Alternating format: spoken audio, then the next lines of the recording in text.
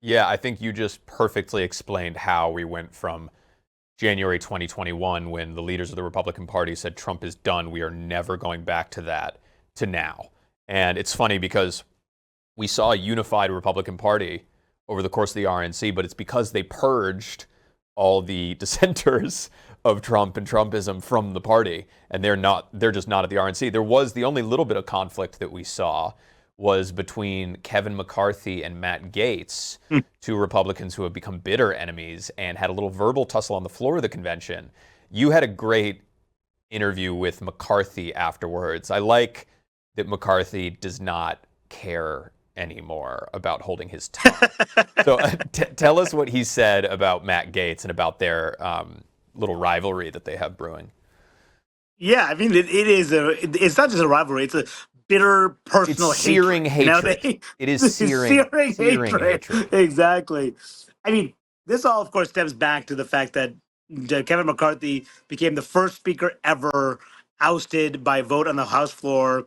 That happened last fall, of course. Matt Gaetz led the charge. Only one member could initiate a vote. Matt Gaetz initiated that vote. 8 Republicans ultimately voted with the Democrats to kick out McCarthy. That led to disarray and the like. So McCarthy flatly blames Matt Gaetz for all of this. Now, the whole thing that McCarthy has been saying, and he reiterated to me, was that Gaetz had came after him simply because of the House Ethics Committee probe looking into allegations of sexual misconduct involving the Florida congressman, as well as having sex with underage girls. You know, this is something that had been investigated by the Justice Department. They declined to pursue charges. There have been some other Gaetz allies who have been ensnared in all of this, but there is a House Ethics Committee investigation that is still ongoing on this matter, which is very serious for Gaetz. Gaetz has denied all of this. Now, the subtext too to this is that McCarthy is trying to defeat Gaetz in his primary right now. He is maneuvering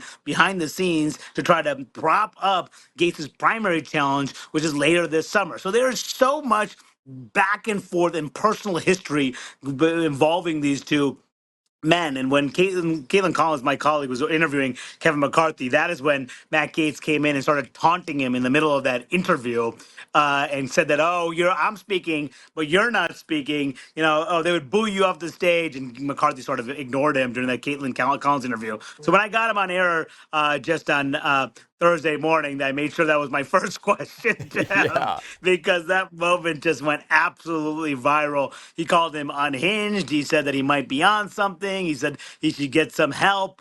And then he said that he wants to see justice for the underage girls. So, like, I mean, which is, pretty Yep. startling thing to say to someone, especially someone who had just the night before spoke at the Republican convention. I mean, Gaetz had spoken and sat next to Trump in the box too. So that also shows you kind of where the Republican Party is right now.